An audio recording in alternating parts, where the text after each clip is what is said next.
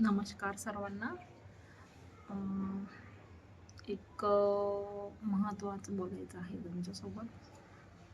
आपण प्रवास करताना थोडीशी काळजी घ्यायची आहे, कारण माझ्यासमोर असा एक प्रसंग घडला होता आणि मी आपल्याला तो शेअर करत आहे, जेणेकरून आपण काळजी घेणार.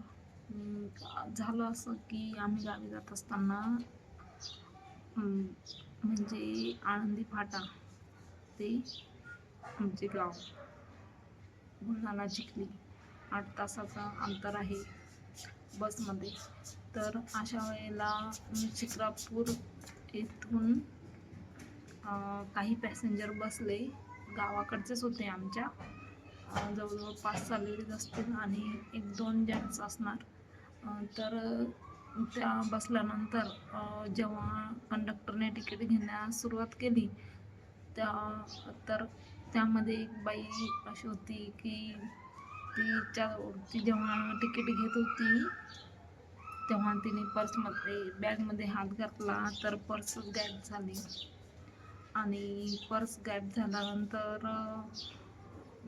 त्या पर्समध्ये तिचे दागदागिने होते. लग्नासाठी आलेली होती ती गावावरून. तर जवळजवळ 1 लाखाची एक दाणी होती आणि 7-8 हजार रुपये होते. तर ते सर्व गायब झालं. तर ती पॉकेट पडले तिच्याकडून का कोणी चोरले हे कोणालाच माहीत नाही. त्यामुळे आपले प्रवास करताना दागदागिने, पैसे व्यवस्थित ठेवा. त्या बाईच्या जवळ तिचे नातेवाईक होते सोबत, त्यामुळे तिकीट पण काढू शकले.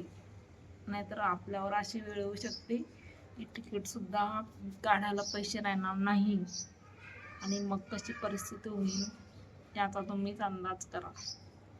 त्या बाईचे पैसे हरवल्यामुळे 8 तास तिने एक अन्नाचा कण पण खाल्ला नाही. पूर्ण रस्त्याने रडत होती.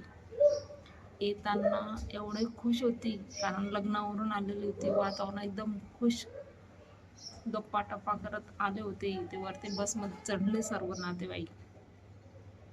आणि जेव्हा तिकीट मागितले त्यानंतर त्या बाईचा असा अवतार झाला, बापरे! साऱ्या रस्त्यानं रडत होती. तिला खूप समजावले, परंतु तिच्या डोळ्यासमोर ते एकदाने दिसत होती. मग आणि हरवल्यानंतर घरी काय सांगायची नवऱ्याला? शेतकरी असल्यामुळे कष्टाने कमवलेली होती. म्हणून प्रवास करताना काळजीपूर्वक आपले दागदागिने, पैसे ठेवा, जेणेकरून असा प्रसंग कोणावर होऊ नये. माझ्यासमोर ही घडलेली घटना असल्यामुळे मला शेअर करावंसं वाटलं. काळजी घ्या. धन्यवाद.